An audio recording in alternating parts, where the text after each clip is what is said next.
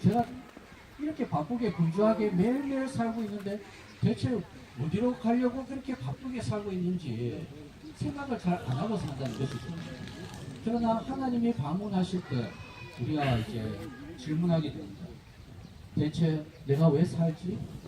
사는 목적이 무엇이지? 인생은 왜 이렇지? 우리가 인생의 주인공이고 내 인생에 저도 이제 50이 됐는데 50인생까지 내가 주인공이고 이 인생의 주체였어요. 이 드라마라고 치면 저는 정말 주연 배우였는데도 대체 인생이 뭐냐고 만약 물었다면 인생이 뭘까? 이렇게 만약 교회를 몰랐다면 저는 이렇게 대답했을 것입니다. 그만큼 인생은 좀 미스테리하죠. 살고는 있는데 인생을 알기가 어렵다는 것이죠. 그래서 제가 이제 이사야서 말씀을 떠올랐기 때문에 제가 준비한 것과 다르게 이사야서의 이제 말씀을 한 생각이 났습니다. 이사야서에 그런 말이 있죠. 인생은 풀과 같고 그 아름다움은 꽃과 같으니 풀은 마르고 꽃은 시드나니 여호와의 말씀은 영원히 서리라. 정말 인생을 생각할 때 그 싱그러움이 풀과 같은 거예요. 얼마나 생명력이 넘치고 싱그러웠습니까? 저도 요즘에 젊은 청년들을 볼 때 얼마나 싱그러운가를 느끼거든요. 그리고 그 아름다움은 꽃과 같은 것입니다.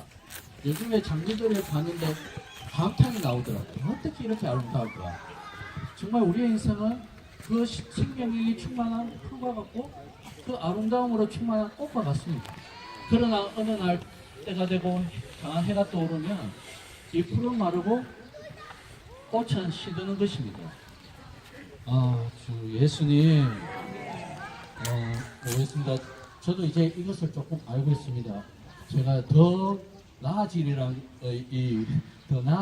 소망이 없고 점점 저는 시들게 될 것이고 마르게 될 것입니다. 그러나 그 말미에 이게 이사야서 40장에 나오는 것인데 그 말미에 어떤 말이냐면 여호와의 말씀은 영원히 서리라. 이사야서는 66장으로 되어 있는데 40장까지는 구약을 예표합니다. 그러나 39장까지는 구약을 예표합니다. 그러나 40장부터 66장까지는 신약을 예표하는데 이 말씀이 있은 이후로 무엇이 예표되냐면 여호와의 종 예수 그리스도가 이 이사야서에 계시되는 것입니다. 이사야서에서 중점 무엇이냐면 여호와의 종 예수 그리스도를 우리에게 보내주셔서 우리를 회복시키겠다는 것이죠. 어쩌면 우리가 아까 자매님이 만일 하나님을 몰랐다면 그 인생은 향방 없이 마치 이 망망대해에서 방향 없이 떠다니는 그러한 대화 같은 것입니다.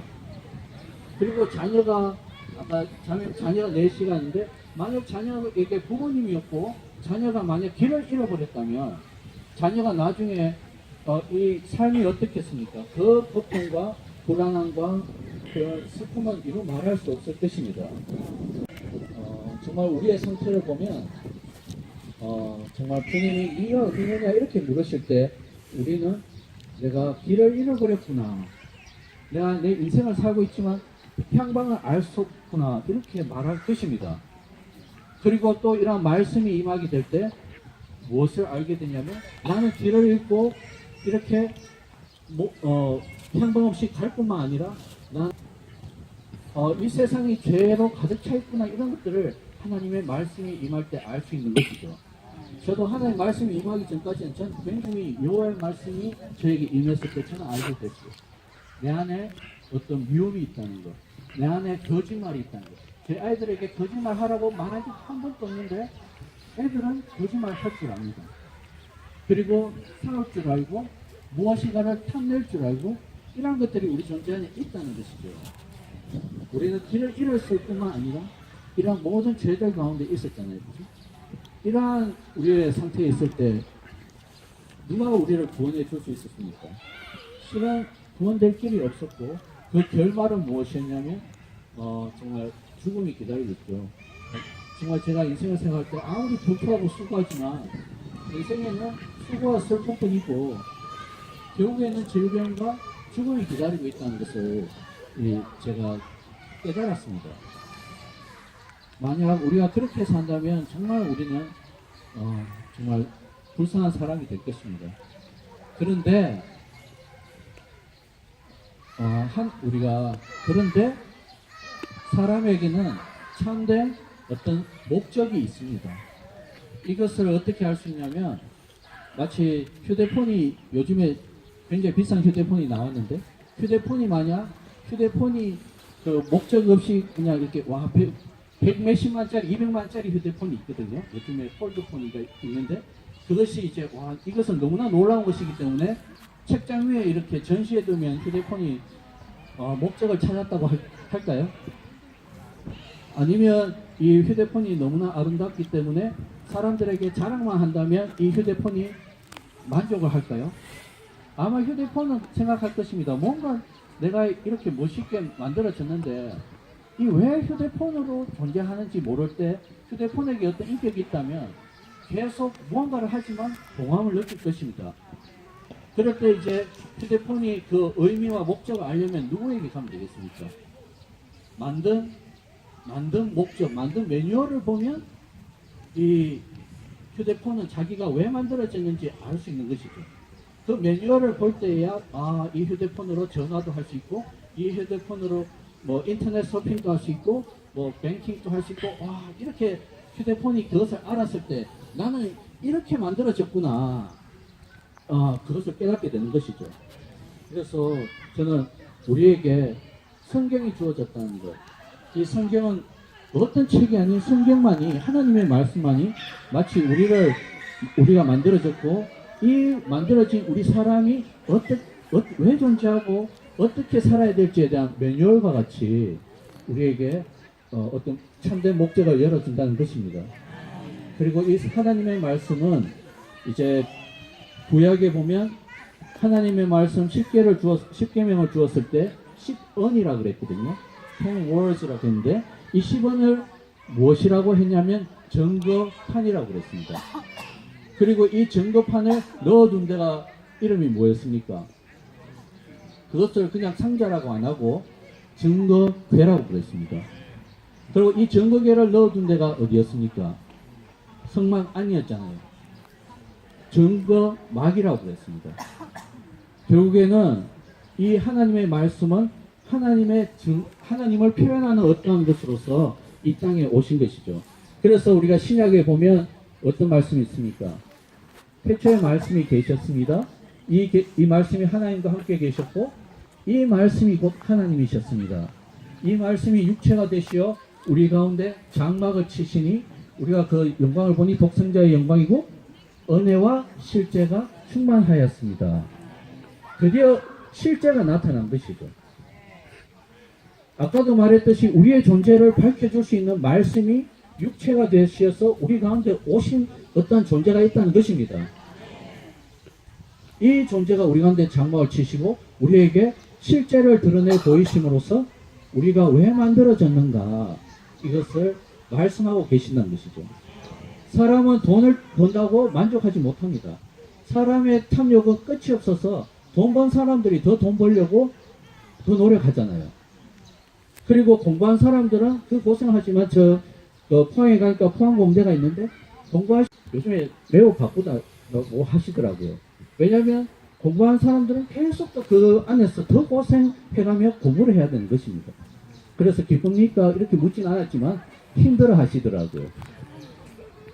만족한다, 막 힘이 넘친다 이렇게 말씀하시지 않고 요즘에 많이 바쁘고 힘들다고 하시더라고요. 그리고 또 우리가 언제 이렇게 즐겁게 놀아본 적도 있겠지만 그 즐거움이 우리를 만족시킬 수 없다는 것을 우리가 알고 있습니다. 그렇게 인생이 끝나버릴까요? 그렇지 않죠. 이 예수님이 실제로서 이 땅에 오셨습니다. 2000년 전에 이런 실제로 오신 분이 예수님이고 이분이 인생을 33년 반을 사시면서 이 성경을 읽어보면 와, 사람은 이렇게 사는구나 하는 놀라운 본을 보여주셨습니다. 사람이 이렇게 비참하게 향방을 모르고 죄를 짓고 죄 가운데 사는 것이 사람이 아니라 이 땅에서 무엇인가를 표현하면서 눈에 보이지 않던 영원한 것들, 신성한 빛, 신성한 사랑, 거룩함, 의로움, 이러한 것들을 사람의 미덕으로 표현한 한 존재가 있었다는 것이죠. 저는 이러한 존재가 있었다는 것만 봐도 와, 매혹될 뿐만 아니라 소망을 가집니다. 사람 중에 그러한 분이 있었다는 것이죠. 그 존재가 우리의 구원인 것입니다.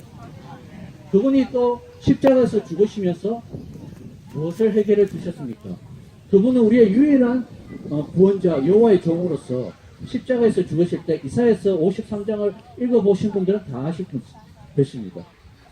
그가 찔림은 우리의 허물을 인하며 그가 상함은 우리의 죄악을 인함이라. 그가 징계를 받음으로 우리가 평화를 누리고 그가 채찍에 맞음으로 우리가 나음을 입었도다. 주 예수 그리스도께서 십자가에서 죽으실 때 우리 인생의 모든 문제들, 우리가 저질러놓은 모든 죄악들, 이것을 위해서 그분이 대속자로 죽어주신 것입니다. 더 이상 죄 안에 머물지 말고 십자가에서 그분이 대신 죽으셨을 뿐만 아니라 그분은 심지어 우리의 비참한 이러한 존재를 2000년 전에 십자가에서 함께 못 박으셨습니다. 이걸 깨닫지 않겠다든지 이것은 사실입니다. 그리고 그분이 죽음에 머물러 계셨습니까? 사람으로서 죽음을 깨뜨린 한 사람이 있다는 것이죠. 내가 지금까지 가장 존경하는 사람이 이수신자분이었고 세계사에서 가장 대단한 사람이 카이사르였습니다.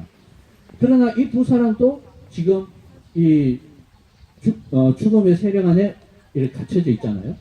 그러나 사람들이 몰랐던 이 놀라운 존재 예수 그리스도는 우리의 모든 죄를 해결해 주셨을 뿐만 아니라 이 죽음의 세력을 깨뜨리고 부활하셨습니다. 사람으로서 부활하신 것입니다. 주 예수님, 정말 하나님께서 이러한 여호와의 종을 우리에게 주셨음을 감사합니다. 이 여호와의 종이 있음으로 말미암아 우리도 저렇게 될 수 있겠구나. 우리도 정말 이 벗고자 하는 이 예창교에 속한 육체, 정욕으로 가득한 이 육체를 끝낼 수 있고, 또 우리는 또 이 죽음의 세력에 갇혀 있지 아니하고 부활할 수 있구나. 주 예수님, 하나님은 이러한 여호와의 종을 우리에게 주셔서 우리를 섬기기를 원하십니다. 그분은 섬길 준비가 다 되었습니다. 육체되셨고 죽으셨고 부활하셨고 심지어 승천하심으로 그분은 여호와의 종으로 우리를 섬길 수가 있습니다. 그분의 섬기는 방식은 어떤 것일까요? 부모가 자녀를 이렇게 양육하며 섬길 때 제일 중요한 것이 무엇입니까?